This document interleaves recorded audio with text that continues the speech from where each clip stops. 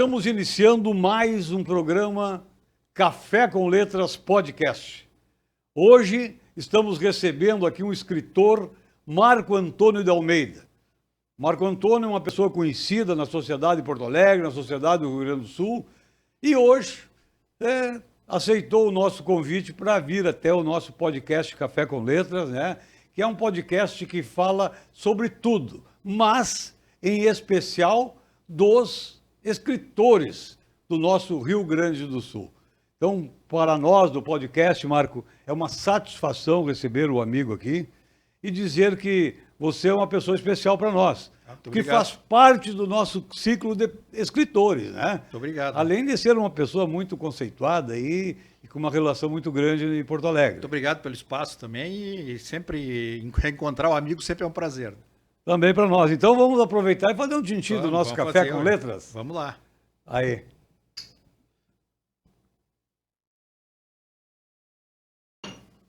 Tá bom o cafezinho? Bom, como tem que estar. Mas aí, Marco Antônio de Almeida, tem um parentesco com o Marcelo de Almeida ou não? Não tem. Tem uma coincidência. Ele conheceu muito meu pai.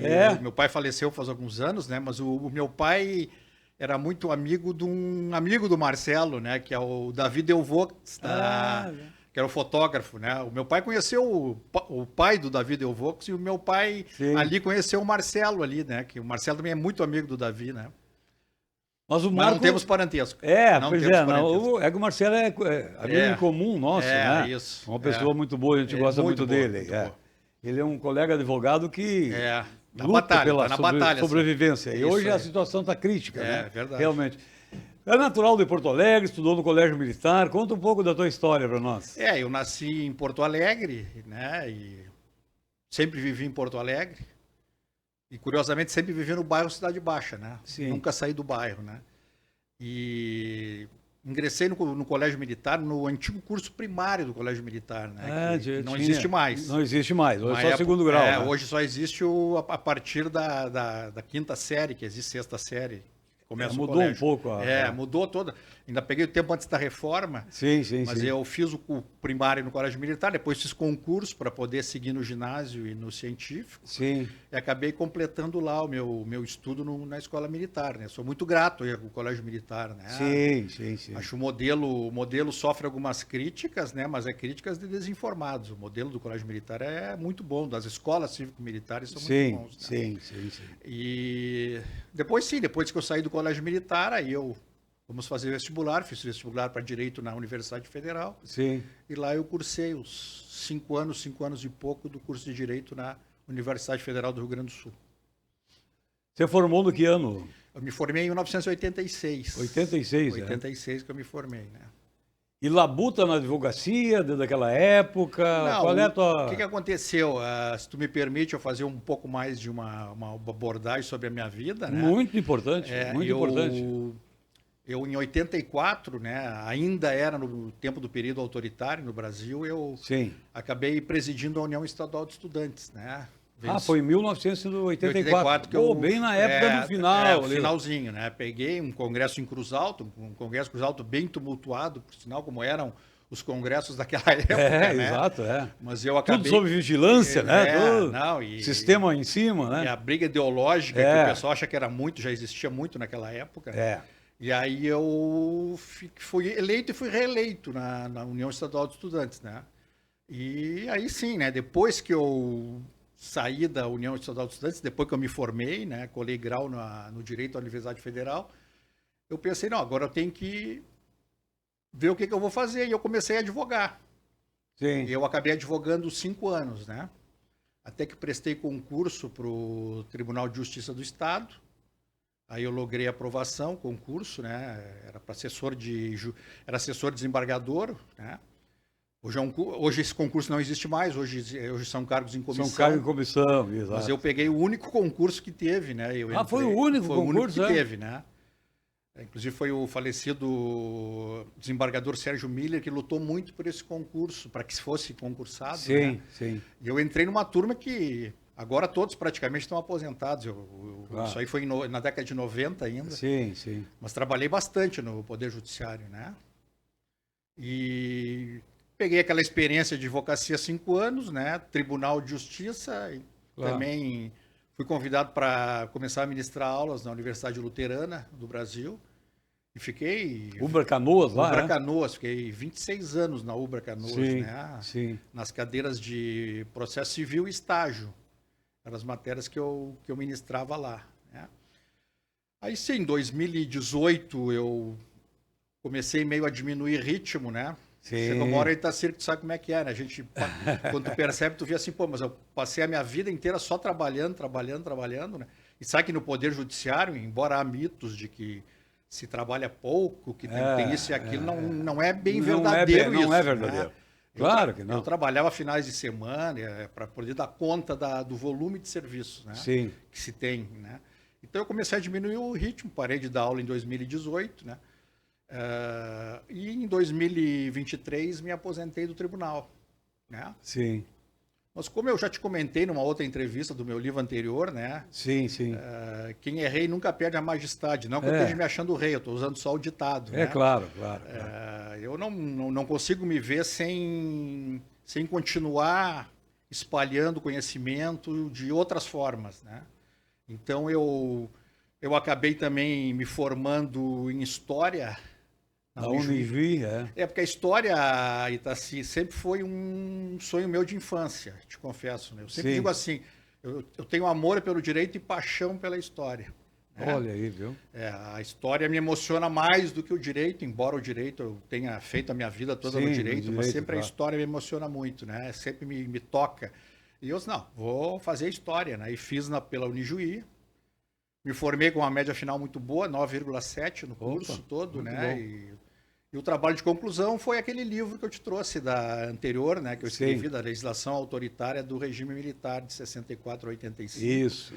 E aí também logrei uma nota excelente, né? Tirei nota 10 com louvor no trabalho, que a banca até disse, olha, tem que fazer virar livro. Eu acabei fazendo o livro, o meu trabalho de conclusão virar livro, né? Sim. E eu agora estou nessa de escrever, né? Escrevo sobre história. E agora é o segundo livro, é esse, eu mudei a história. Sim. Que tem uma abordagem um pouco diferente da maneira convencional de se abordar a história. Né? O eu mudei a história, você, é nesse sentido. Isso. O que você escreve, o que você deixa de mensagem nesse livro? Eu mudei a história. Tu já mudou a história? Mudou a história do quê? Eu acho que todos nós mudamos a história, né? No mínimo, nós mudamos seguidamente a nossa própria história. Claro. Dependendo das decisões que nós tomamos. E acho que esse foi um dos primeiros motivos que me despertou, assim, essa vontade de escrever, essa curiosidade de escrever. Sim. Quantas vezes a gente mesmo toma decisões nas nossas vidas, por mais comezinhas que sejam, e elas acabam alterando o nosso destino, o nosso futuro.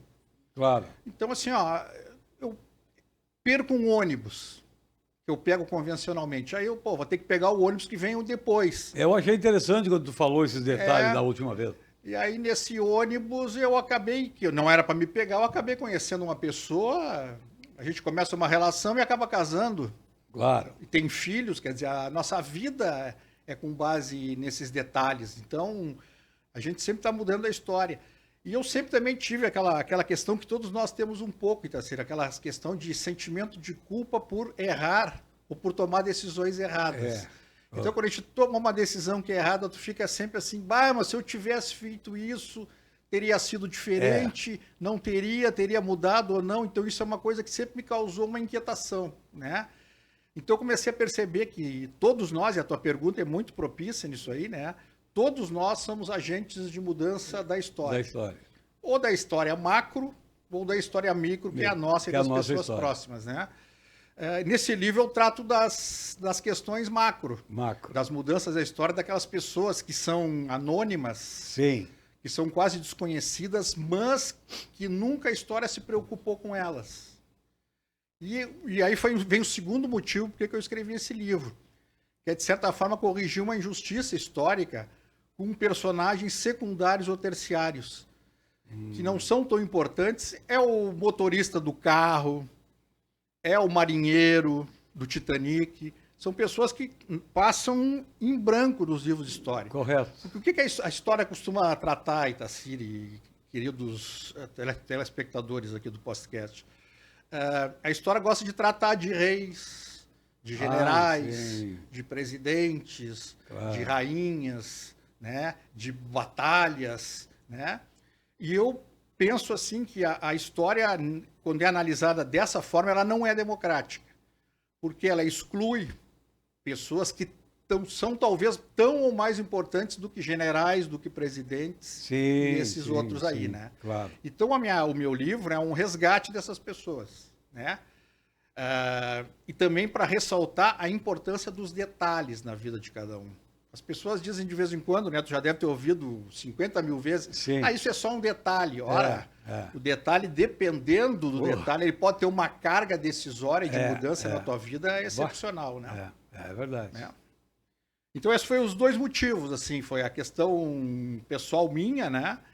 De perceber que como a minha vida mesmo teve algumas alterações com pequenas mudanças, pequenas escolhas, e também fazer essa justiça e trazer esses personagens para o conhecimento público, né? Claro. Hoje de manhã eu saio fazer uma caminhada quase que diária, só se o tempo não deixar. Aí eu estava fazendo a caminhada e chegou um momento que se eu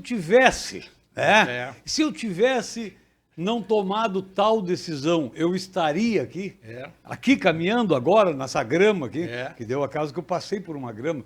Sabe, uma coisa que me apareceu na minha cabeça, e é verdade. Eu digo, se eu tivesse feito isso, eu não tinha feito direito. Se eu tivesse feito direito, eu não estaria não sei o quê. Eu esperaria mais um tempo. Sabe, é incrível. Então, os detalhes são fundamentais quando tu toma uma decisão, né? E a decisão muda totalmente a sua vida. Sim, não tenha dúvida, né? E até eu tenho um conhecido que uma vez me contou que ele passou num concurso para o Ministério Público. Sim.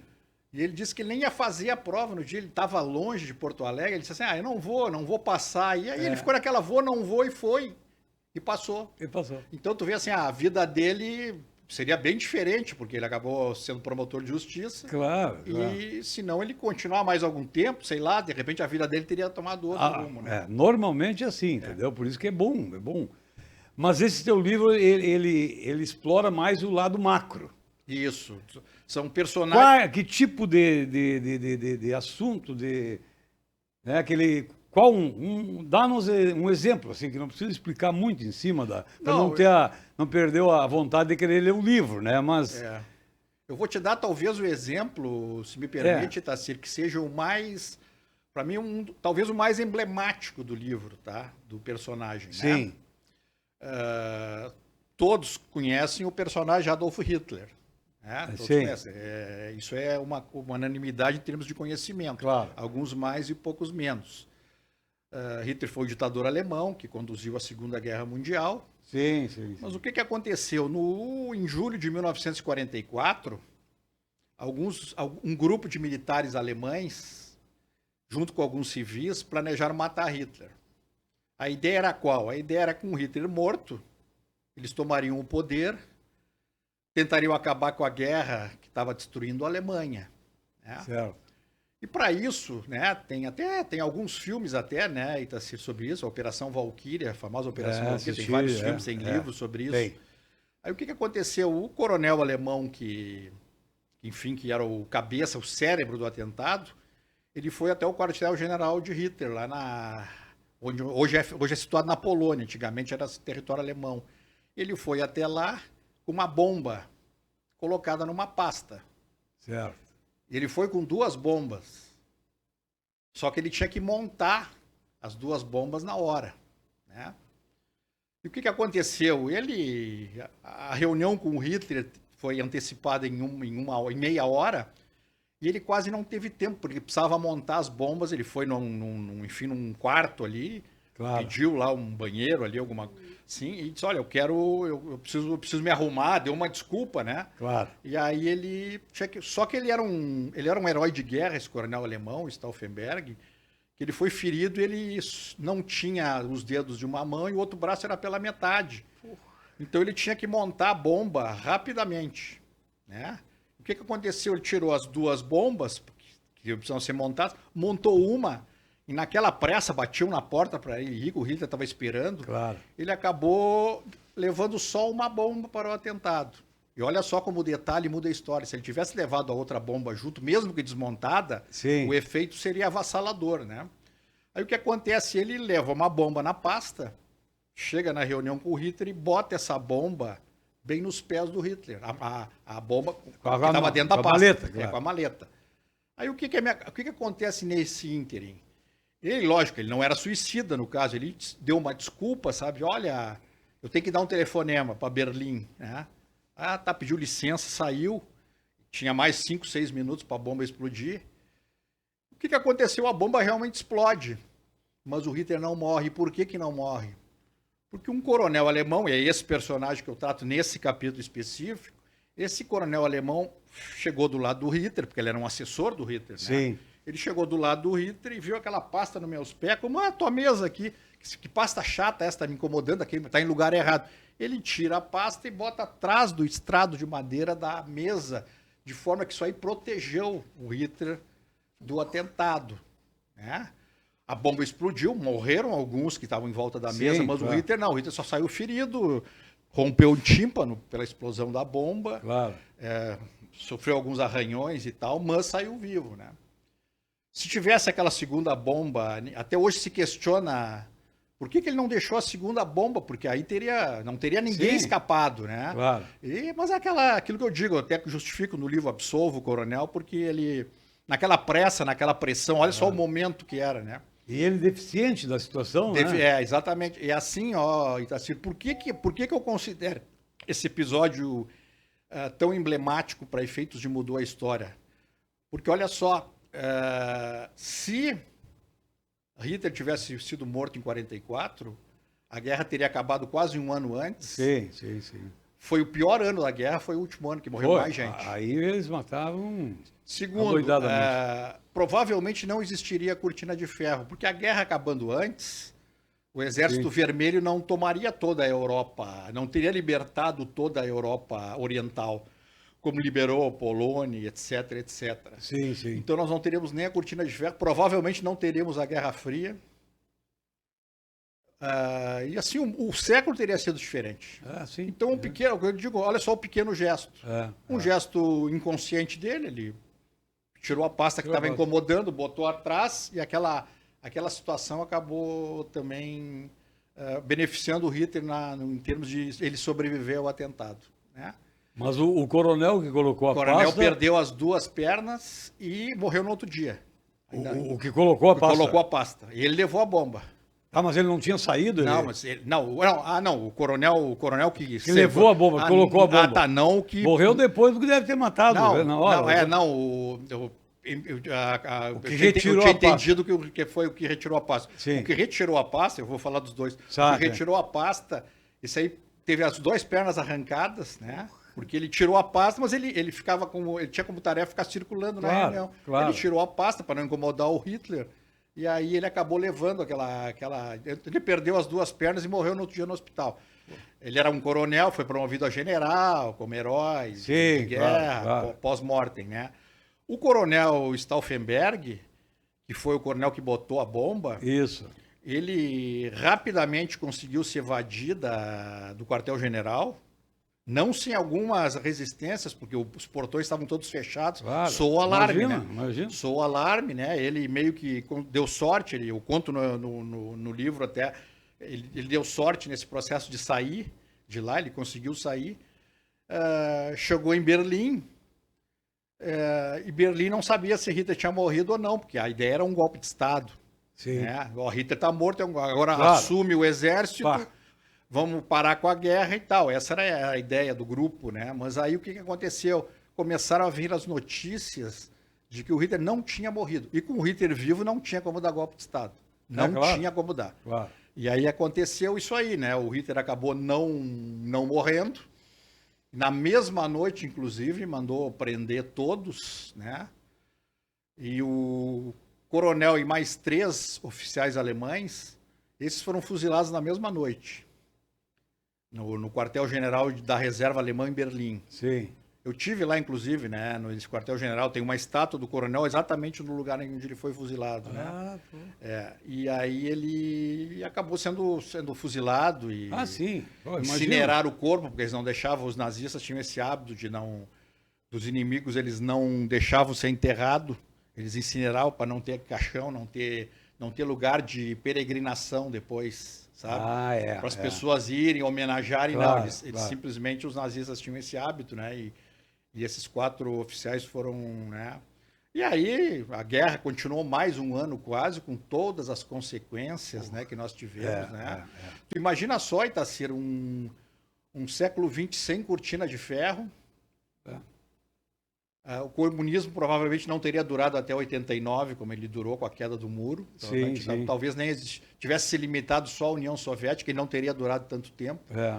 A Guerra Fria, com todas as suas consequências, e se nós pensarmos assim, ó, a Guerra Fria teve efeito no todo o continente americano, e foi com base na Guerra Fria que aqueles regimes autoritários da década de 60 e 70 assumiram. Brasil, Chile, Argentina, Peru, aqueles regimes militares foram muito em função da Guerra Fria. Sem Guerra Fria não ia justificar. Então o mundo seria bem diferente do que foi. Então eu trato dessas questões assim na obra, né? Eu trato de um motorista de carro que, ao errar o caminho e deixar o carro apagar, ele também estoura uma guerra e muda o século, né? Eu trato também de um simples estudante aqui da Universidade Federal, e curiosamente, Tassir, é o único personagem do livro que está vivo, comprovadamente ele está vivo. Olha aí, cara. Porque ele tinha 20 e poucos anos na década de 70, e ele teve um episódio que aqui na frente da Faculdade de Direito da Universidade Federal, na Avenida João Pessoa, a Secretaria de Obras e Viação, a SMOV, começou a derrubar as árvores para passar aquele viaduto ali que tem na João Pessoa, o viaduto Leopoldina. Tá aqui, o viaduto tem que passar. Ele ouviu aquela árvore sendo derrubada e ele não se conformou e estava com um amigo, assim, um conhecido, e ele, vou subir na árvore.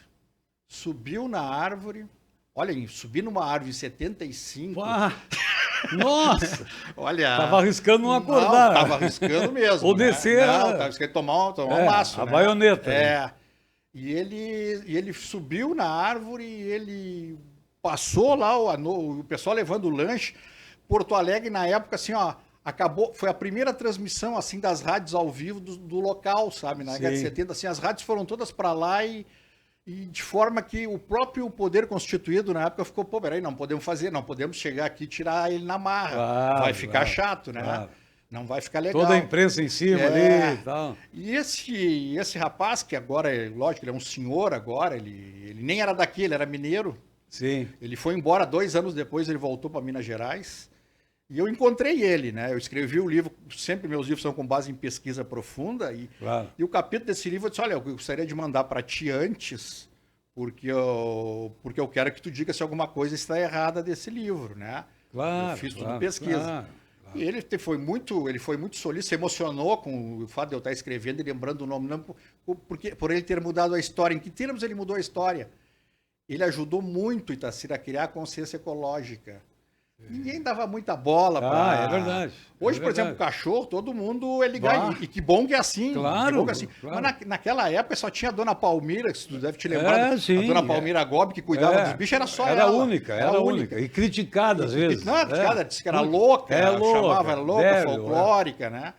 E esse rapaz, o Carlos Alberto Dairel, que é o nome dele, ele ajuda com aquilo ali, ele cria aquela semente, já que nós estamos falando em árvore, que ele ajudou a não derrubar, criou uma semente que ali começou os movimentos a se fortalecer. Já existia a GAPAN, mas era muito fechado, os grupos eram... Mais na área técnica, para liberar alguma obra, alguma coisa, mas não na preocupação ambiental. Pouca gente, né? Tinha o Lutzenberg, né? Que já tinha o grupo dele. Correto. Então, assim, ó, ele foi muito importante, esse rapaz, porque aquele episódio que saiu no mundo inteiro, eu achei, inclusive, na minha pesquisa, eu achei publicações da Alemanha sobre o episódio aqui em Porto Alegre, dele ter subido na árvore.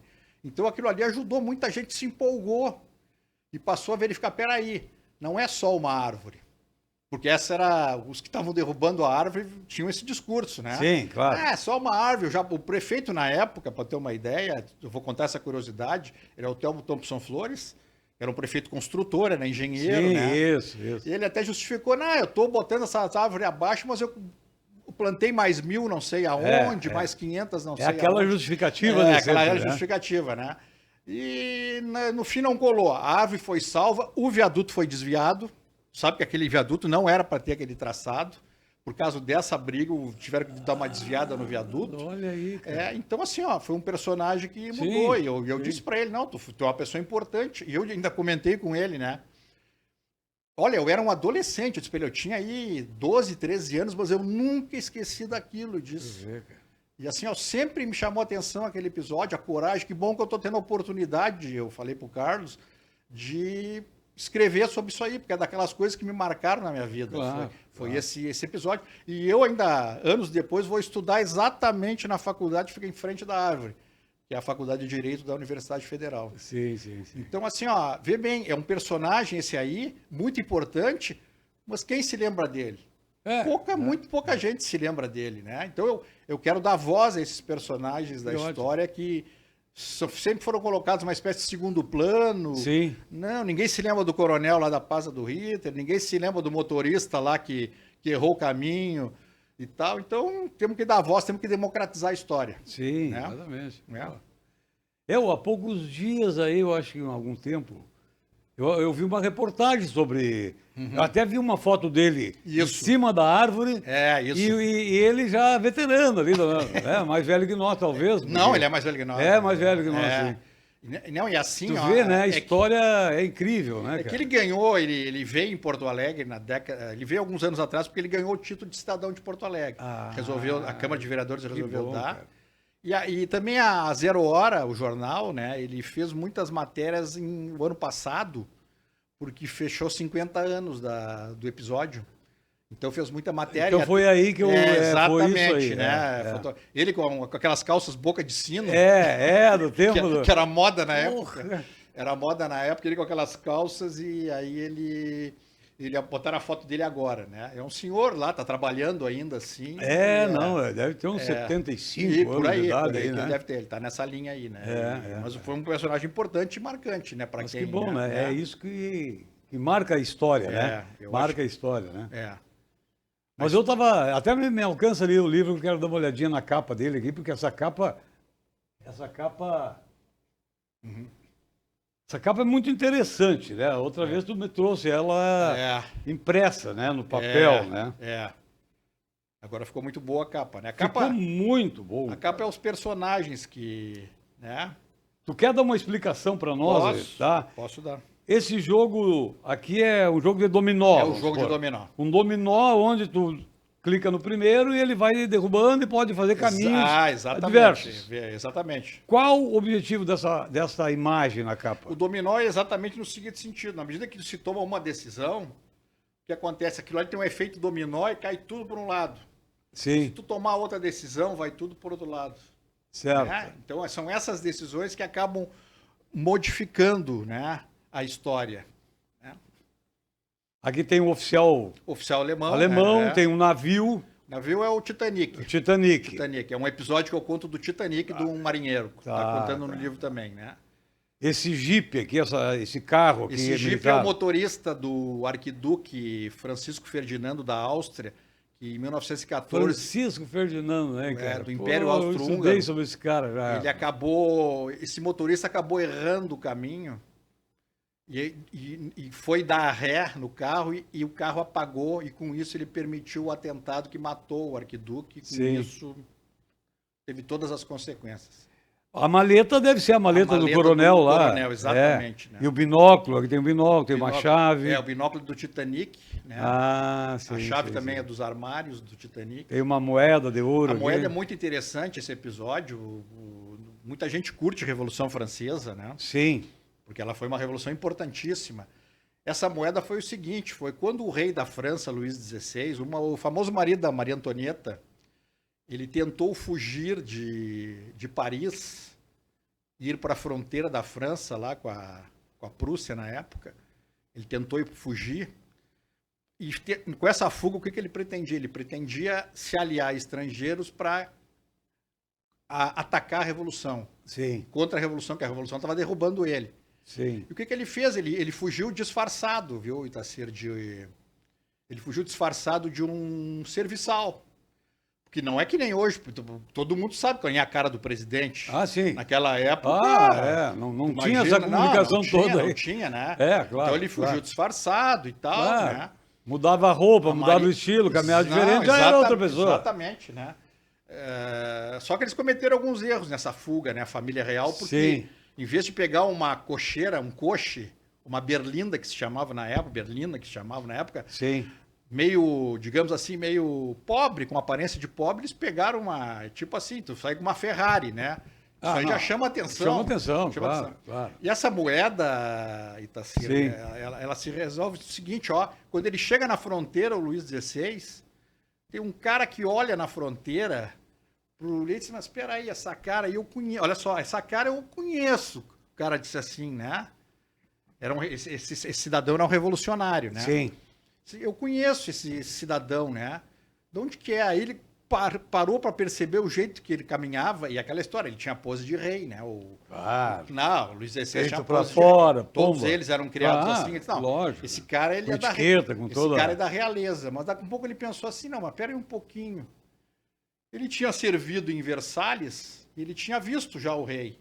E ele chegou e tirou uma moeda do bolso e olhou, e a moeda era a efígie do rei.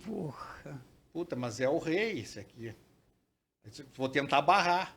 Mas aí depois no livro eu conto esse processo de barrar ele como foi. Então é bem interessante depois acompanhar, né? Porque esse é o fato da moeda, né? E o último aqui que... Esse bilhete, é um bilhete aqui, pelo que... Bilhete é um bilhete, né? É um bilhete de socorro, na verdade. Bilhete de socorro. Tu deve te lembrar, Itacir, né? Daquela famosa massacre da Guiana, aquele suicídio coletivo que teve na Guiana, na década de 70, 900 e poucas pessoas morreram. Lembro. Era uma comunidade chamada Templo dos Povos. Isso. Que se mudou dos Estados Unidos, porque começou a ser atacada nos Estados Unidos, porque aquela velha história de seitas muito fanáticas. O pessoal acusava de agressões. E na época dava muito isso, né? Dava muito na época. Muito. Hoje até não se vê muito, né? Ao menos notícias atuais. Hoje a mídia está muito em cima, né? Muito em cima, né? E aí o que aconteceu, né? Esses 900 e poucos norte-americanos foram morar na Guiana, só que os familiares dos Estados Unidos não tinham mais notícias dele, porque o pastor que comandava, que era o Jim Jones... Sim, é o Jim Jones. Jim Jones, o famoso Jim Jones, né? Ele não permitia que as pessoas se comunicassem, né? Ele queria fazer a sociedade fechada dele. Exato. O que aconteceu? Alguns parentes de adeptos da seita, né, do Templo dos Povos, procuraram as autoridades americanas. Sim. E chegaram num deputado americano, que era um deputado progressista, que tudo que pediam para ele dava um jeito de investigar e tentar fazer, né? E aí esse deputado disse assim, não, eu vou lá na Guiana verificar o que está acontecendo. E ele levou alguns parentes de adeptos, levou imprensa junto. Sim. Né? E lá fizeram uma festa para ele e ele estava se convencendo, né? É tudo papo furado, aquilo que o pessoal aqui é infeliz, que o pessoal é isso e aquilo, né? E aí nisso entregam para um jornalista que acompanhava a delegação, entregam um bilhete de socorro. E aí o deputado chega à conclusão, peraí, isso aí não é bem o que nós estamos achando. Aqui há um engodo. Essa festa parece ter sido meio planejada, estava tudo muito assim, muito artificial, tá? Tava todo mundo muito, né? Melhores roupas, aquela coisa toda, pessoal de muita cantoria, né? E aí esse bilhete de socorro muda completamente o que estava por vir, né? Acabou mudando o processo e é esse bilhete que acaba acarretando todas aquelas consequências daquele suicídio coletivo que eu conto em detalhes no livro. Que bom, hein, cara? Que bom. Estava vendo aí um livro, tamanho ideal. Qual é o número de páginas? 228 páginas. 228 páginas. 228 páginas. Ficou bem interessante. E um detalhe, se tu me permite, o meu livro não se limita a narrar fatos, assim, do que, assim, ó, Sim. o que aconteceu. Eu trato, no final de cada capítulo, como teria sido se não tivesse ocorrido aquilo. Ah, sim. Claro, aí tá a cereja do livro. Exatamente. Tu conta a história e dá a tua visão em Então cima... eu digo assim, e se o coronel alemão não tivesse tirado a paz, se o Hitler tivesse morrido?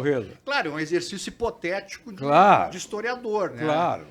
Né? Ninguém tem bola de cristal para saber que era, mas a tendência era ser diferente, né? E se aquele agente dos Correios que viu o Luís XVI na moeda. Na moeda. Se ele não vê o Luís XVI na moeda e o Luís XVI consegue interromper a Revolução Francesa. Correto. E aí eu digo, a França teria sido diferente. Sim. O século XVIII teria sido diferente. O século XIX teria sido diferente. Então eu trato, assim, sempre dessas hipóteses, né? Sim, sim. O que teria acontecido se esse cidadão não tivesse mudado a história? Ou seja, se a história tivesse seguido o seu curso natural e não tivesse sido modificada por isso. Se o motorista aquele lá do carro não tivesse errado o caminho e não tivesse o carro apagado. Claro. O que teria acontecido? O imperador não teria sido morto, não teria estourado a Primeira Guerra Mundial. Certo. E olha como seria diferente se nós pensarmos, Itacir, que esse episódio do motorista causa a Primeira Guerra Mundial. A Primeira Guerra Mundial, ela acaba acarretando a Segunda Guerra Mundial. A Segunda Guerra Mundial acaba acarretando a Guerra Fria, com todas as suas consequências. Então, o episódio ocorreu em 1914, mas o século teria sido totalmente diferente. Né? Então, eu trabalho com isso aí. É um exercício que eu fiz. Olha, e se não tivesse... Se aquele rapaz não tivesse subido na árvore, tivessem destruído... iria vir a consciência ecológica, assim, aquele movimento de massa viria a surgir, essa consciência? Provavelmente sim, mas ia demorar mais tempo. Quem sabe aqui no Rio Grande do Sul iniciou com aquele ato. Começou com aquele ato. E pode ver, o Rio Grande do Sul foi um dos pioneiros. Mesmo o Amazonas estando ali em cima não foi um dos pioneiros do diálogo, do debate, da discussão em cima do meio ambiente, né? Mais ativo, assim, sim. Não, e eu trato até, Itaci, que esse episódio do Carlos ajuda muito Porto Alegre. E Porto Alegre tem não sei se esse dado é atual, eu trago no livro, né? Pode ser que tenha mudado. Claro. Porque esses dados são anuais. E Porto Alegre era a capital com mais área verde no Brasil, das capitais proporcional à população e área. Sim. Né? Porto Alegre vingou isso aí por muito tempo, né? Muito graças àquela consciência ecológica que brotou, né, no sentido de preservar, de plantar, de termos sombras nos parques, tudo isso aí, né? É verdade. E a editora que fez o livro é a Lux. É a mesma editora do primeiro livro anterior, né? Eles trabalham... Eu achei muito bom o trabalho da Lux. Eu gosto muito do trabalho técnico deles, assim, em termos de revisão, em termos de apoio. Eles fizeram todo o passo a passo. Eles fazem todo o passo a passo. Só entregou o material e eles fizeram... O material, eles fazem a revisão. Diagramação, revisão, correção. Tudo isso aí eles fazem, né? É. Lógico, eles fazem a revisão, mas eles remetem para ti. Sim, a revisão que eventualmente algum erro gráfico, eles remetem porque diz quando tem coisa que tu não concorda muito. Claro, e sempre a última palavra é do escritor. É do escritor, sim. Sempre a última palavra é do escritor. É verdade. E eu gosto muito do trabalho deles, por isso eu repeti. Eu acho o trabalho deles sério, com prazos, sabe? Porque a gente tem que cuidar de vez em quando dessa questão de prazo, né? Porque tu faz um contrato com uma editora, ela se programa para entregar em tal data, demora, atrasa. E eles cumprem muito prazo. Eu gosto muito de tratar com eles, né? O prazo é fundamental. Eu já escrevi 6 livros e todos eles eu fui bem, entendeu? Não tive problema, mas tu te planeja, né? O teu lançamento vai ser agora, né? Qual é o dia do lançamento? É 26 de março, na Casa de Cultura Mário Quintana. 26 de março, na Casa de Cultura Mário Quintana. Que horas? A partir das 17h30. 17h30. Vai ser das 17h30 às 20h30, é o horário da Casa de Cultura. Sim. Tá? Então, que bacana. Então eu sempre espero aí que o pessoal... Já aproveita e faz um convite especial para o pessoal que pode nos ver aí, né? Convido a todos aí, os ouvintes aí do podcast aqui do Itacir para comparecerem lá. Vai ser um coquetel singelo de lançamento, que é mais para reencontrar amigos. Exato. E aqueles leitores interessados. Mas eu te digo assim, por percepção de escritor, tu escreveu vários livros já. por percepção de escritor, esse livro foi está sendo muito bem, assim, avaliado.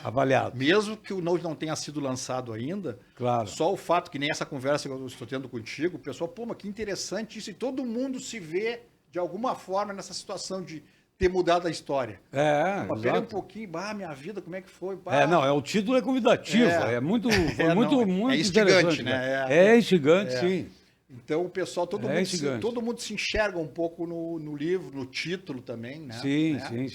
E esse é o meu próximo. Já estou escrevendo um próximo até, né? Mas aí eu vou te trazer numa outra oportunidade. Não, outro que tu é sempre bem-vindo no nosso que vai se chamar O Poder e a Morte, né? Aí eu vou tratar de pessoas que exerceram um poder quase absoluto e tiveram mortes curiosas ou indignas. Sim. Então eu vou tratar de Gaddafi, da Líbia, vou tratar de Pablo Escobar, da Colômbia.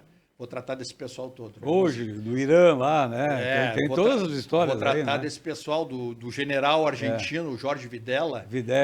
Que morreu, teve um derrame sentado na patente, né? Na privada. Pois é, cara. Então, o cara exerceu o poder absoluto na cadeia, sentou e teve um derrame e acabou morrendo ali. Daí. Então eu trato assim de... Mas tu fez esse livro aí contando as coisas macros. Nunca pensou em começar... falar das coisas micros, do pequeno, do dia a dia, das pessoas, fazer comparativos? Já tive várias pessoas que falaram isso aí que tu disse. Sim. Quem sabe tu começa a trazer para um plano mais de, né? Povo. Povo, modo de dizer, mais da sociedade em si. Né? Algumas, digamos assim, questões que em tese de menores repercussões, mas também importantes. Importantes, né? Porque atingem muita pessoas. Gente, né? Um ato de um, ou uma história de um...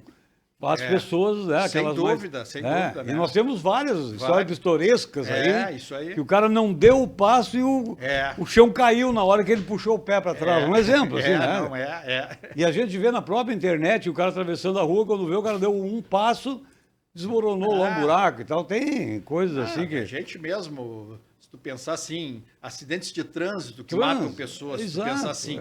Tem gente que se tivesse saído 15 segundos antes, não tinha acontecido aquilo. Então, sem dúvida, né? A vida toda nossa Eu só instiguei isso porque me deu curiosidade. Claro, isso aí cabe ao escritor. Mas eu quero dizer assim que eu quero estar presente no dia lá, se Deus quiser, quero ir lá receber o autógrafo do amigo lá no evento. Será um prazer. Já vou confirmar minha presença aqui, só se eventualmente alguma coisa possa acontecer, né? Mas a princípio estarei lá. Eu quero te parabenizar por essa grande obra aí. Eu tenho certeza que vai ser sucesso. Que bom, obrigado. Vai chamar atenção. Tu já publicou alguma coisa nas redes aí, já deu para notar que... Né? Então... E deixamos aí as considerações finais aí do... Porque o tempo passa, né? Por aqui para ele já faz 42 minutos nós estamos conversando aqui, né? Não, e quando o assunto, a gente gosta do assunto, o tempo passa, né? Que nem filme bom na TV, tu não sente passar o tempo. E a gente conversa, acha bom, e é um assunto que realmente leva a pessoa a conversar mais, né? E tu é um bom... a palavra está contigo também, né? Além de escritor, né? E é uma pessoa muito extraordinária. Eu gosto muito do teu jeito, da tua maneira, assim. Obrigado. Em respeito, assim, a te chamar de teu, né? Mas nós somos mais ou menos da mesma idade, então nós não temos mais que cerimônia, né? É verdade. Eu te coloco sempre à disposição aqui, quando fizer o outro lançamento, é só me avisar, entendeu? Tá bom. Nós estamos procurando ampliar o nosso podcast agora, aí fazer um pouco, porque, na realidade, o público... escritor não é tanto, né? E nós já convidamos várias pessoas, até deixo aberto aqui aos escritores do Rio Grande do Sul que quiserem aí, deixem embaixo aqui, ó, do nosso vídeo, no comentário ali, o seu e-mail, que eu entro em contato e você pode vir aqui, né? Porque não tem assim um grande número que a gente possa manter longo tempo. Então nós vamos abrir um pouco mais, mas sempre voltados para as letras, né? Sim, certo. O advogado é voltado para as letras. Sim. O jornalista é voltado para as letras. Então, todas essas pessoas vão ampliar um pouquinho o leque e não tão somente o escritor. Mas, meu amigo Mauro, digo que eu gostaria que tu dissesse, antes de concluir aí, realmente, as tuas redes sociais, como é que as pessoas entram em contato contigo Então, eventualmente, eu quero comprar um livro, não sei o que eu faço. Tu tem um e-mail que tu abre para público? O e-mail é marcolobo4@gmail.com. Né? marcolobo4@gmail.com. Tá? O meu Instagram é Marco Almeida 8124. Certo. Tá? E o Facebook? O Facebook eu tô como Marco Almeida, né? Mas o meu código agora eu não sei de cor. É 878709. Esse aí do Facebook? Tá? Do Facebook, tá. Claro. Marco Almeida tem diversos nomes, tem vários, né? Mas o teu é www.facebook.com/marco.almeida.878709. Então esse aí mesmo, tá? Mas deixando então as tuas redes sociais aí, eu acho que de repente pode alguém, né, te procurar. Claro, sem dúvida, né? Também vi que tu tem um amigo do coração, como tu falou antes de nós entrarmos no ar aí, tu tá nos indicando aí para Certo. Eu já faço o convite. Pode fazer o convite a ele em meu nome, dizendo que pode dar o meu contato para ele. Tá. Claro que o meu contato é pessoal, para ele estar autorizado. Pode dar contato para ele e manter contato comigo aí, vamos ouvi-lo. Ele também é escritor, É um amigo de infância dos mais antigos meus, porque é aqueles amigos de infância mesmo. Sim. Vizinhos de edifício, com 5, 6 anos, né? E nós temos uma trajetória curiosa, porque nós estudamos juntos no 3º ano primário, depois nós fomos juntos para o Colégio Militar, saímos do Colégio Militar, fizemos a mesma faculdade. Olha aí. Só que ele fez na PUC e eu fiz na URGS. Sim. E ele gosta de contar, tá? O nome dele eu vou dar, é o Jorge Roberto Cunha de Oliveira, tá? Certo. Ele gosta de contar essa história para todo mundo. Ele diz assim, ó, que quando ele foi levar o convite de formatura dele na PUC, a minha mãe, eu não estava em casa e a minha mãe recebeu, né, o convite. Ah, tá, Jorge, tudo bem? E aí a minha mãe aí disse assim, olha, vim trazer o convite da formatura do Marco, da minha formatura para o Marco ir. A mãe olhou o convite, viu ali e disse, olha, não vai poder ir. Aí ele disse que ele conta assim, pô, fiquei meio chateado, não, mas não vai poder ir por quê? É porque ele se forma na URGS no mesmo dia e na mesma hora, né? Olha essa coincidência. Aí, coincidência, né? Hein, cara? Eu fui presidente da União Estadual de Estudantes e ele foi presidente do Centro Acadêmico Maurício Cardoso, da PUC, na mesma época também, né? E depois é curioso, assim, ó, eu fiz concurso pro Tribunal de Justiça, e no mesmo cargo ele fez concurso para o Tribunal Regional do Trabalho. E ambos foram aprovados. Pô, então, assim, ó, foi muito curiosa. A nossa trajetória é muito... muito juntos. Assim. E ele gosta de dizer assim, ó, Marco, tu é o meu amigo mais antigo, né? De mais tempo, assim, né? E ele é um escritor. Eu tenho uma obra dele que é a Sindicância Ideal, que ele escreveu quando ele estava trabalhando no Tribunal Regional do Trabalho. Sim. E acho que ele tem mais livros até publicados, mas eu vou passar o teu contato para ele, que ele... Vamos trazê-lo, ele vai gostar. Vamos trazê-lo aqui, ele vai ser uma satisfação. Sem dúvida. Com certeza. Então, se tu me permite as considerações, tá? Duas coisas. Primeiro agradecer o convite mais uma vez, né, Itacir, aqui do espaço aí, né? Tá? Espaço importante aqui que o Itacir tem nesses podcasts de cultura, né, que tratam especificamente de cultura. E fazer um convite a todos, né, que puderem se fazer presentes lá no coquetel de lançamento, né, dessa obra, né? Eu Mudei a História, pela editora Lux, na Casa de Cultura Mário Quintana, dia 26 de março, a partir das 17h30. 26 de março é daqui 2 semanas, então daqui uma quinta-feira, né? Tá? E muito obrigado, Tacir, mais uma vez, tá? Tá bom. Pelo espaço, tá? Não, nós te agradecemos aí. E eu estarei presente, como já afirmei, né? Uma honra. Quero ter a satisfação de receber o livro autografado do meu amigo Marco. Sucesso nas vendas. Obrigado. Porque o escritor sem vendas não é pelo valor financeiro, mas a venda é a divulgação do livro, né? É porque vai andar. Exatamente. A gente não pode doar o livro, porque não tem condições financeiras, porque ele tem um custo. Mas quanto mais vender, mais a tua história... Mais tu divulga a cultura. Mais divulga a cultura. É nesse sentido. Claro, tá certo. Então, muito obrigado mais uma vez, Marco. Estaremos sempre à disposição. Eu fico satisfeito quando converso com pessoas com teu estilo, assim, foi uma conversa muito boa, sensacional. Sim. Eu sempre digo aos meus amigos que vêm aqui que eu falo pouco, que a ideia realmente do podcast é deixar, né, o convidado falar. Mas hoje até que falei bastante. Que bom. É que o tema permitia, né? Permitia, muito Te empolgou bom. com o tema também. Exatamente. Então, Então, pessoal, a gente agradece aí ao pessoal que já está aqui no nosso podcast, aqueles que nos seguem nas redes sociais, sigam aqueles que não nos seguem. Café com Letras Podcast, @Café com Letras.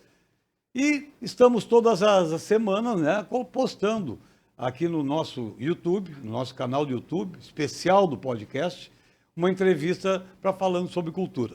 Então, muito obrigado pela sua participação até agora, tá? E te espero na próxima edição do nosso podcast Café com Letras. Até mais.